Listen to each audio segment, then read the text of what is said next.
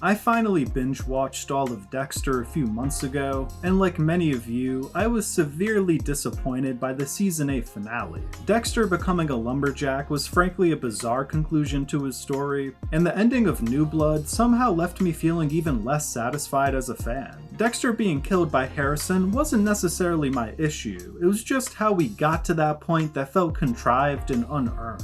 And it seems I chose to binge watch Dexter at a perfect time, because we are on the cusp of receiving new Dexter content. Yes, they are coming back for a third time to hopefully land the ship in a satisfying way. And now that I've watched the trailer for Resurrection, I certainly have a few thoughts going into it. Now, one thing I'm very glad that this trailer is promising is the reunion of Batista and Dexter. This absolutely should have happened in Dexter New Blood, but at least we're eventually getting it, even if it seems like it'll be a brief scene. And I'm also intrigued by the prospect of Batista potentially serving as a quasi-mentor figure for Harrison. I think they could have a fun dynamic. And of course, Michael C. Hall is phenomenal as this character, so seeing more of him will always be an at least somewhat exciting prospect for me. Now, as someone who only recently binged the entirety of the series, this will be my first time getting to watch Dexter content as it airs. So in a way, I really look forward to getting to share in the excitement and anticipation week to week with the whole fan base. Also, James Remar coming back as Dexter's guiding light is a massive plus. As much as I love Deb as a character, she just didn't work nearly as well as Harry does as Dexter's outer monologue.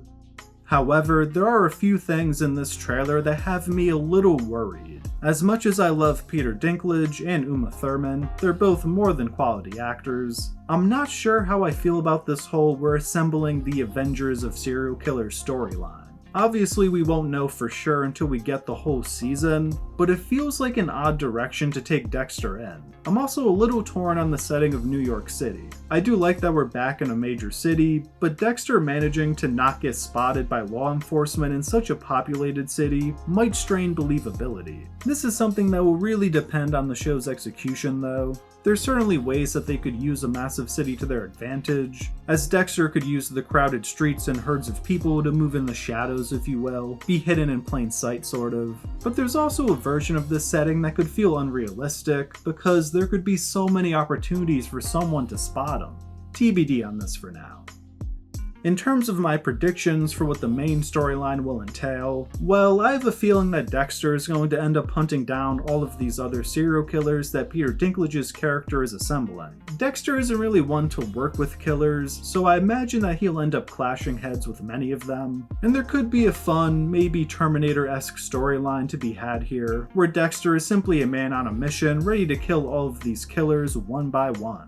And this may even be by design. Perhaps Peter Dinklage wants to get all of the best serial killers in the country in one room, just to see who ultimately comes out on top. Either way, my money's on Dexter.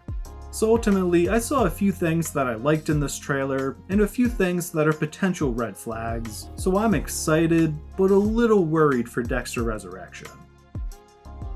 Well, if you made it this far, I'd love to hear what you thought of the Dexter Resurrection trailer, and how are you feeling going into the show? Do you think it'll be great, or have the previous botched endings kind of left you with little hope?